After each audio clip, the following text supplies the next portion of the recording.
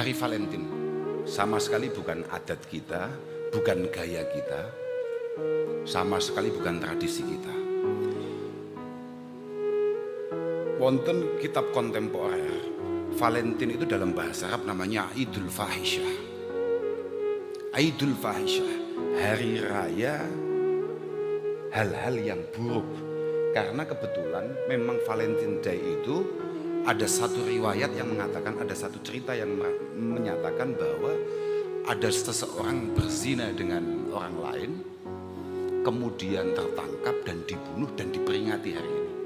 Coba bayangkan, awake dhewe biasane kuwi berjanjen maulidan, seneng-seneng mergo kelahirane Kanjeng Nabi, saiki dikongkon seneng-seneng mergo ngiling-ngiling enek pezina yang populer. Dan kemudian kita dengan bangganya mengikuti itu semua. Berangkat gelap, pulang gelap, koleksi tambah tabungan, tingkatkan saldo di rekening, mewahkan rumahnya, tambah kendaraannya, tambah pakaiannya, tambah segala artifisialnya. Pertanyaannya, dari semua yang dikumpulkan itu berapa bekal akhirat yang sudah dikumpulkan? Allah sadarkan satu saat kita pasti akan kembali. Hidup kita bukan hanya di sini. Dunia ke alam kubur, alam kubur hisab di hari kiamat, ditentukan di akhirat surga atau neraka. Dan kita yakin dengan itu. Rukun iman yang kelima, yaumul akhir, kita yakin. Kita yakin adanya kubur, adanya nar, adanya jannah. Karena itulah kemudian kita diberikan pedoman untuk bersiap. Lantas kalau cuma cari dunia, jahiliyah sudah khatam. Karena mereka memahami hidupnya hanya untuk dunia. Kerja saja, silahkan pintar sepandai-pandainya, silahkan cari ijazah sehebat-hebatnya, cari ilmu sampai jadi yang paling pandai. Buat apa? Anda mau kumpulkan dunia, pengen dapatkan Nobel, bagus. Dunia Anda akan bahagia, dunia Anda sukses. Sekarang tanyakan sampai Jumat ini berapa persiapan untuk alam kubur Anda? Dunia ini kalau sudah rezekimu, biar siapa yang menghalangi pasti dapat. Sebaliknya kalau bukan rezekimu, tidak akan kau dapat. Meskipun berusaha, kaki, kepala jadi kaki, kaki jadi kepala. Gak mungkin. Dan ingat, rezeki itu bukanlah yang banyak. Rezeki itu menurut agama kita, rezeki adalah pemberian Allah yang bisa kau nikmati. Itu rezeki. Jangan pernah berhenti berbuat baik hanya gara-gara kita kecewa dengan seseorang. Berat ya. Karena kita tuh akan nyaman berbuat baik kepada orang kita yang respect, yang kita nyambung sama dia, kita sayang sama dia.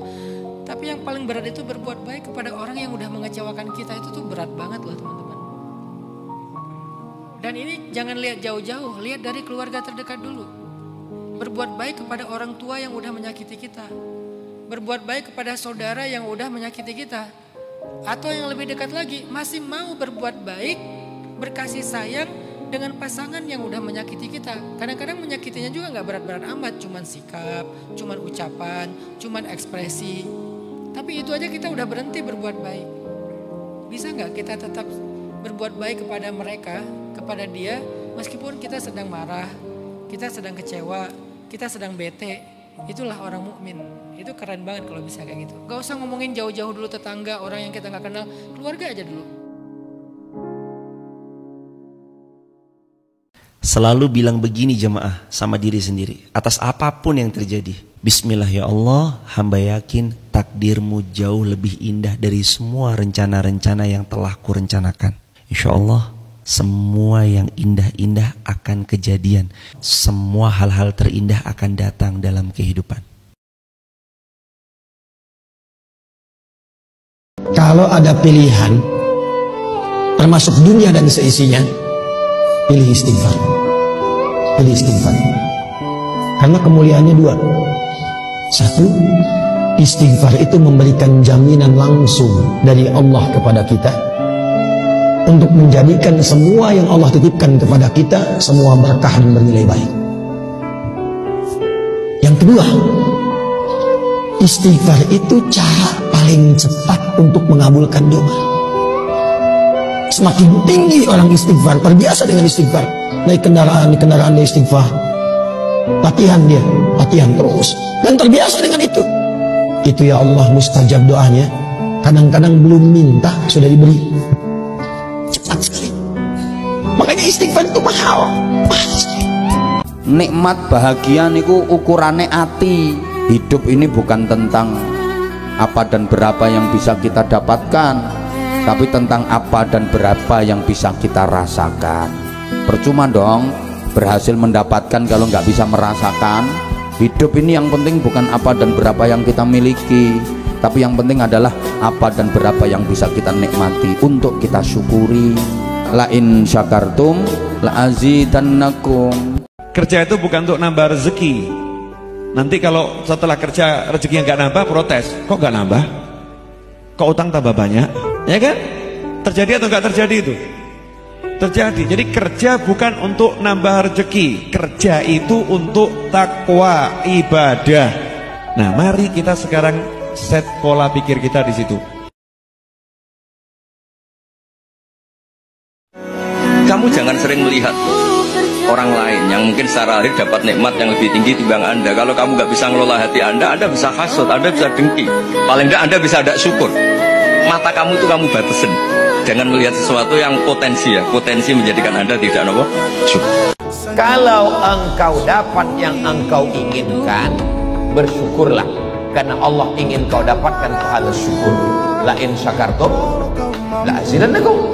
Kalau engkau sudah berusaha tidak dapat yang kau inginkan, berarti Allah ingin kau dapat pahala satu lagi yang lebih besar daripada syukur. Itulah dia pahala sabar. Orang yang tidak takut apa-apa itu sebenarnya cirinya cuma satu. Orang yang percaya 100% pada Allah. Selama masih ada takut di hatimu, itu sebenarnya kamu masih belum 100% percaya pada Allah.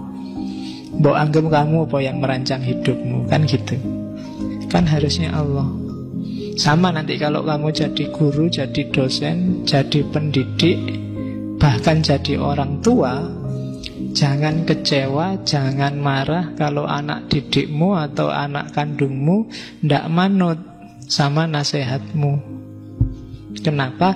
Tugasmu ya hanya nasihatin. Yang bikin manut dan tidak manut itu kan Allah. Kalau kamu merasa bisa mengubah manusia, bisa bikin orang manut, itu namanya kamu merasa tinggi, merasa sombong. Tidak ada gunanya, mohon maaf, tidak ada gunanya ketika kita itu menanamkan kebencian di dalam hati kita kepada orang lain. Karena semakin seseorang itu menanam kebencian di dalam hatinya, itu akan menunda perkembangan atau kesuksesan hidupnya. Mesti. Contoh ora usah ngelangel, wong sing cuek dipegeli, iki uripe nambah terus, ekonomine yo totong, ibadah tambah totong. Sing pegeli iki mang mek goleki kesalahane ae. Uripe ora tambah barokah. Tidak mungkin setiap keringat yang keluar dari diri kita mustahil kecuali akan melahirkan manfaat yang kembali pada diri kita. Tantangan. Tapi yang paling dahsyat ini yang nggak ditemukan. Di sebagian referensi yang kita baca, ketika Allah menjelaskan semua tahapan-tahapan tantangan ini sampai ke puncaknya zilzal. Zilzal itu kalau bahasa sekarang gempa. Ada ujian yang menggoncang hati kita. Ketika Anda kerjakan, ya Allah, tantangannya dahsyat. Kenapa mesti saya, ya Allah? Kau nggak selesai-selesai, ya Allah. Itu wajar, teman-teman, itu biasa. Kata Allah, orang dulu saja mengatakan, mata nasrullah, kapan ini selesai? Berbahagialah kalau teman-teman sudah mendapatkan tantangan puncak yang paling tinggi ini. Ini artinya Allah sedang mempersiapkan Anda menjadi orang besar di kemudian hari. Dan cara mengatasinya diturunkan Quran surah ketiga ayat 142, paling kiri sebelah atas. Perhatikan dahsyatnya. Yang pertama diterangkan tantangannya, yang kedua dijelaskan cara mengatasinya. Saya mau berhenti sampai di titik ini, nanti saya terangkan cara berinteraksi dengan Al-Quran. Ya, perhatikan baik-baik. Kata Allah, jika kelak engkau sudah bisa memetakan tantangan ini, maka siapkan solusi untuk mengatasinya. Ayatnya dibuka dengan kalimat yang sama persis. Saya pernah sampaikan teori ini di dua perusahaan besar di Indonesia. Yang pertama ada satu perusahaan, karena ini direkam saya nggak sebutkan perusahaannya, perusahaan otomotif besar sedang turun gratis, kemudian juga ada inflasi yang tinggi. Itu saya terangkan teori Quran. Dia praktekkan berhasil, Pak. Padahal saat itu saya presentasi di depan non-muslim. Non-muslim. Sales-sales se-Indonesia dikumpulkan, saya bedah tentang ini, dan mereka berhasil. Sampai sekarang naik lagi. Yang kedua sama, ini direkturnya juga non-muslim, tapi nggak apa-apa, kita diskusi. Dan mau mendengar teori ini, dan praktekkan, naik. Ya, dulu di satu perusahaan minyak juga, sedang turun, karyawan semua dikumpulkan, lalu kita bahas tentang ini, kita terangkan. Yang ini yang paling menarik dari Al-Quran. Kalimatnya sama persis. Quran surah ketiga ayat 142. Am hasibtum an tadkhulul jannata. Apa Anda duga akan begitu mudah mendapatkan kesuksesan dalam hidup? Tolong fokus baik-baik. Jangan selalu mengartikan jannah dengan surga.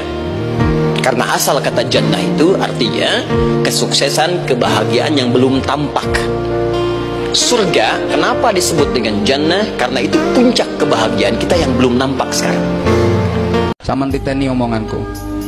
Sopo wae kapan apik nang wong tuane, bagusi wong tuane, mulyakno wong tuane, nyeneng-nyenengno wong tuane, pasti uripe enak, bahagia, anak turune akhlake apik-apik. Gak usah minta banyak, minta cukup aja. Karena yang banyak belum tentu cukup. Tapi yang cukup pasti cukup ya. Jangan pasti banyak, karena ada yang bilang pasti banyak. Enggak. Yang cukup itu pasti cukup. Minta. Makanya ada satu doa yang Nabi anjurkan untuk kita baca setiap hari Jumat pada asar. Ya. Teman-teman nanti amalkan ya dengan izin Allah ya.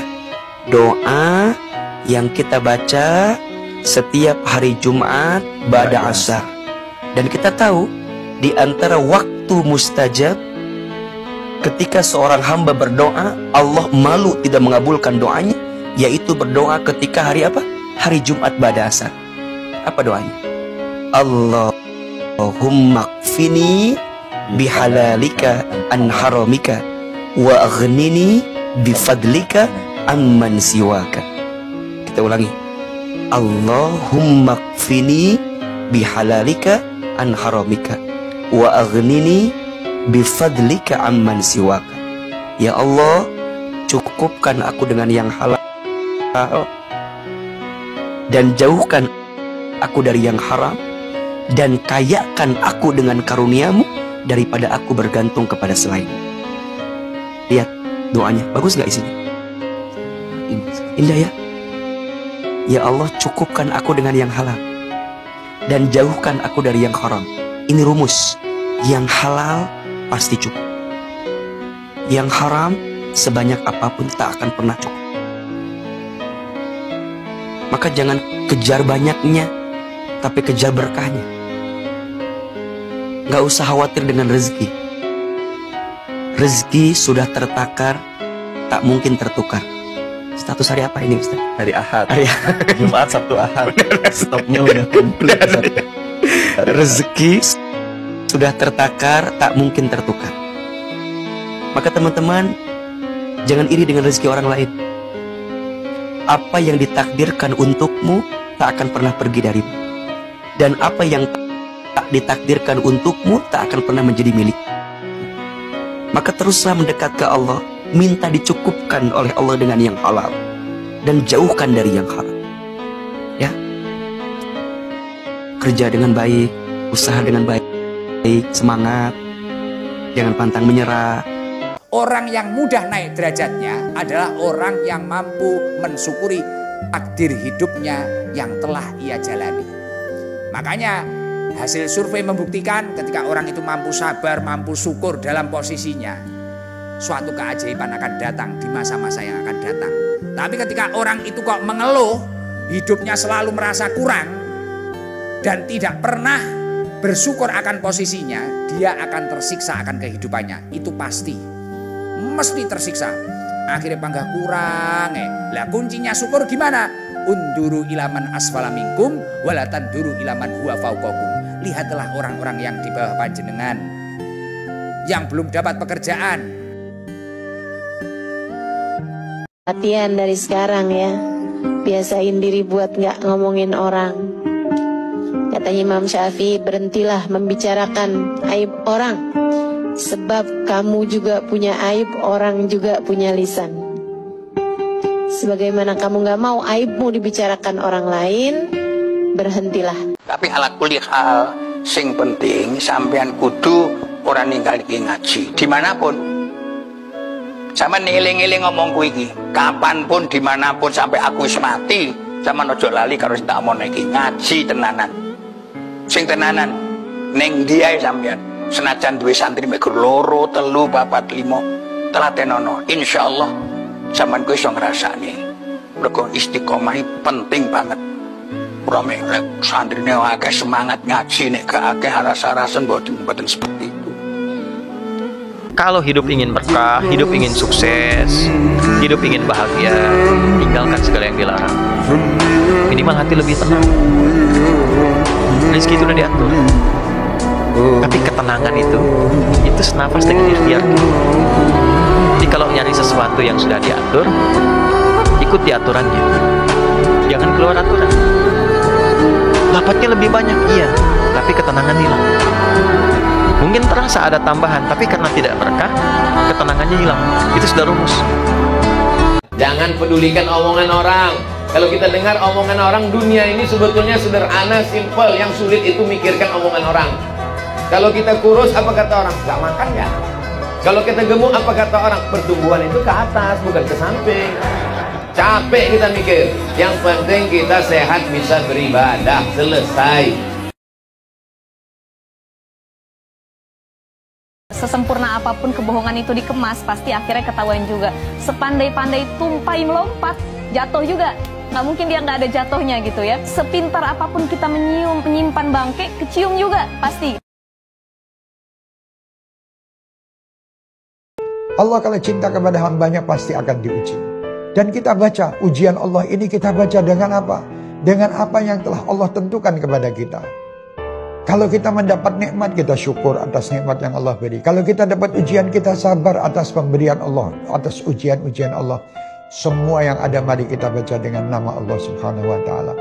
Allah tidak akan menyia-nyiakan apa yang diberikan kepada hamba-hambanya. Allah memberi semua kepada hambanya ini sebagai tanda cinta dan sayang Allah kepada hambanya. Iqra, bacalah dengan nama Tuhanmu yang maha pengasih lagi maha penyayang.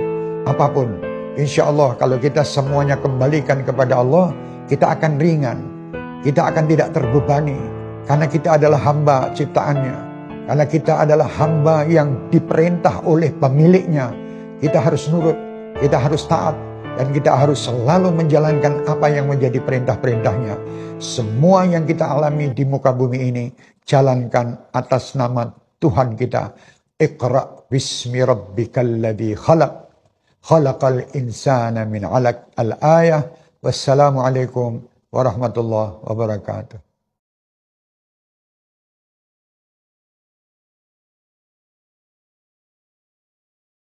Jangan terlalu bergantung kepada amal. Karena belum tentu hubunganmu dengan Allah itu spesifik seperti amalmu. Makanya ada min alamatil i'timadi alal amal nuqsanur roja'i 'inda wujudiz zalal. Orang yang terlalu bergantung kepada amalnya itu malah kurang berharapnya kepada Allah. Malah lebih mengutamakan amal. Seolah-olah amal itulah yang membawa dia kepada Allah. Padahal belum tentu. Jadi akhirnya sholat duha pasti sukses. Begitu nggak sukses, lah ini sudah duha kok nggak sukses. Akhirnya duhanya yang disalahkan. Makanya di dalam Islam itu ada pola membangun hubungan yang spesifik dengan Allah. Ada yang sederhana, yang penting pahamlah Allah lihat kita. Itu ada. Makanya ada konsep ibadah. U'budullaha ka'annaka tarahu fa in lam takun tarahu fa innahu ya roka. Udahlah kamu beribadah seolah-olah kau lihat aku. Kalau kau nggak lihat aku, yakin aku lihat engkau. Dan syairnya menakutkan Robi Al-Adawiyah itu.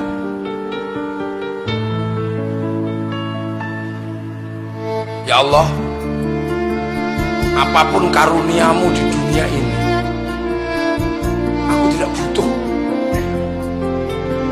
Berikan saja sama musuh-musuhmu. Dan apapun karuniamu di akhirat nanti, aku juga nggak butuh. Berikan saja sama kekasih-kekasihmu. Kalau ibadahku ini karena aku pengen surga, tutup surga itu dariku. Tapi kalau ibadahku juga karena takut neraka, buka neraka, bakar aku di dalamnya. Tapi kalau ibadahku karena aku rindu padamu, ya Allah, awas, jangan kau palingkan wajahmu dariku. Enak-enak wong urip iku disenengi Allah. Wah, wong iku nek disenengi Allah gak bakal keleleran. Donga sak donga dirungokno mergo Allah seneng. Ibadah sithik-sithik lho diterima Allah mergo Allah seneng. Al-qalilu minal mahbubi katsir. Barang sithik nek teko kekasih rasane kathah. Wis muga-muga kula sampean disenengi Allah. Lah penganten, kula sampean mesti penasaran di mana cinta Allah. Ternyata cinta Allah niku mboten tebih, mboten angel. Cinta Allah iku ana wong tuwa. Ridho Allah fi ridhol walidain. Cintane Allah iku ana wong tuwa. Mulane kula sampean aja sampe pisah kali tiyang sepuh cara ati. Zaman akhir iku akeh wong akrab karo kancane tapi rapate akrab karo wong tuane. Padahal wong tuwa niku gone cintane Allah. Penganten samane pengen urip enak, pengen di anak turun sing apik, nyenengna wong tuwa. Janji iso nyenengna wong tuwa. Aja mamang urip enak sak anak tuwa.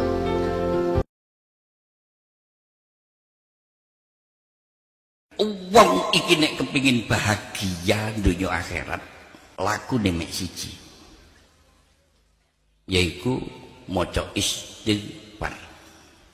Swarga niku lho disunggek istighfar. Kenek.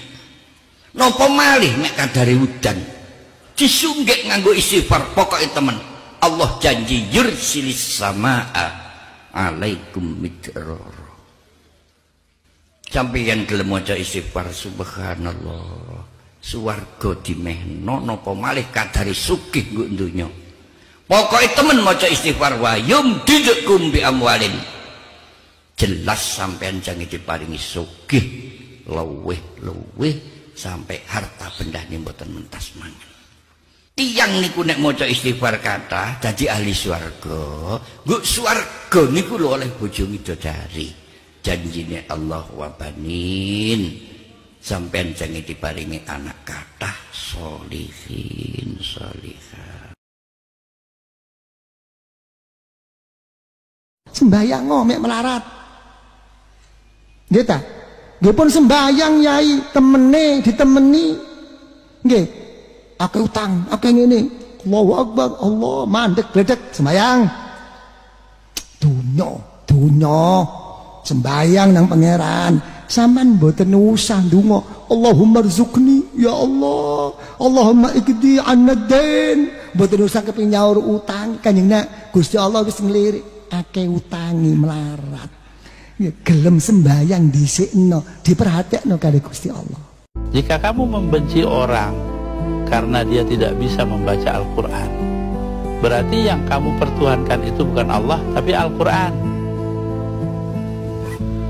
Jika kamu memusuhi orang yang berbeda agama dengan kamu, berarti yang kamu pertuhankan itu bukan Allah tapi agama. Jika kamu menjauhi orang yang melanggar moral, berarti yang kamu pertuhankan bukan Allah tapi moral. Pertuhankanlah Allah, bukan yang lainnya. Dan pembuktian bahwa kamu mempertuhankan Allah, kamu harus menerima semua makhluk. Karena begitulah Allah. Apa yang harus ditakuti dengan rezeki? Allah sudah janji wa ma min dabatin fil ard illa 'alallahi rizquha. Surat Hud ayat 6. Tidak ada satupun makhluk melata yang Allah ciptakan kecuali Allah jamin rezekinya. Kita tidak akan mati sebelum berjumpa dengan rezeki kita seluruhnya. Masya Allah. Tidak takut tentang rezeki. Paling takut tidak jujur dalam menjemput rezekinya. Takut tidak syukur kalau sudah diberi.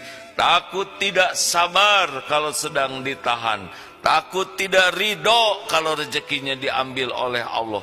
Paling takut bukan takut masalah rezekinya, tapi takut salah menyikapi rezeki.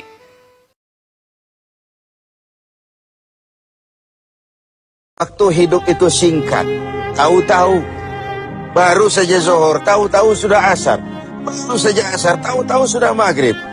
Yang kemarin anak-anak, tahu-tahu sudah punya anak. Tahu-tahu, dan tahu-tahu. The time of life is short, kata Shakespeare. Waktu hidup itu singkat betul. Namun waktu yang singkat akan terasa ada manfaatnya kalau kita bisa memanfaatkannya dengan yang sebaik-baiknya. Apalah umur panjang kalau cuma untuk menimbun dosa dan kesalahan. Lebih baik umur yang panjang tapi untuk mengkoleksi berbagai kebajikan. Inilah makna ucapan Nabi, khairukum man tala umruhu wa hasuna amalu. Yang terbaik di antara kamu orang yang panjang umurnya dan banyak juga kebaikannya. Umur ini yang sering kita berleha-leha menghabiskannya untuk sesuatu yang tidak punya nilai, kelak akan dimintakan tanggung jawab di hadapan Allah Azza wa Jalla.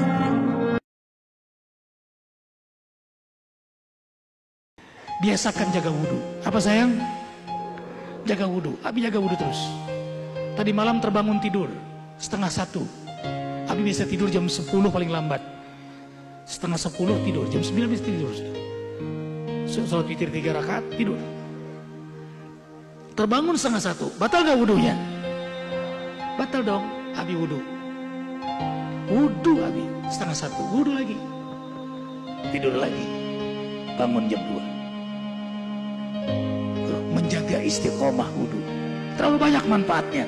Sayang terbatas waktu, nanti guru-guru bantu jelaskan kenapa selalu menjaga wudhu seorang mukmin itu. Kemudian selalu sedekah. Makanya disiapkan uang, nggak banyak, kan bawa terus. Ketemu di jalan, seperti tadi orang membawa rumput. Tadi Abi kesini, orang tua bawa rumput. Nah, berhenti sebentar Abi dari mobil. Wah, dia senang, dia doain kita. Sedih Abi melihatnya. Kesusahan kita turun dari mobil tidak sebanding dengan kesusahan beliau. Orang jual pepaya, kita beli, pepayanya murah, tapi menyenangkan orang itu. Kasih lebih berapa? 20.000, kasih 50.000. Senang gak dia? Abi berangkat dakwah sama ibu, kucing ketabrak. Di depan kita, tuas, kucing itu lari. Nah, yang salah kucing, tapi kucing gak pernah disalahin. Dia langsung lari, ketabrak. Yang nabrak nggak tahu, itu pecah mukanya di sini, darah. Begitu ngeliat kucing, berhenti sebentar. Selamatkan tuh kucing. Bawa pakai kardus, bawa ke dokter. Coba. Kan berarti membuang waktu seakan-akan. Padahal tidak. Kita sedang beramal soleh kepada makhluk siapa? Makhluk siapa? Kucing punya siapa? Kalau kita sayangi, sayang nggak Allah sama kita? Ar-Rahimun yarhamuhumur Rahman. Para penyayang disayang oleh Maha Penyayang.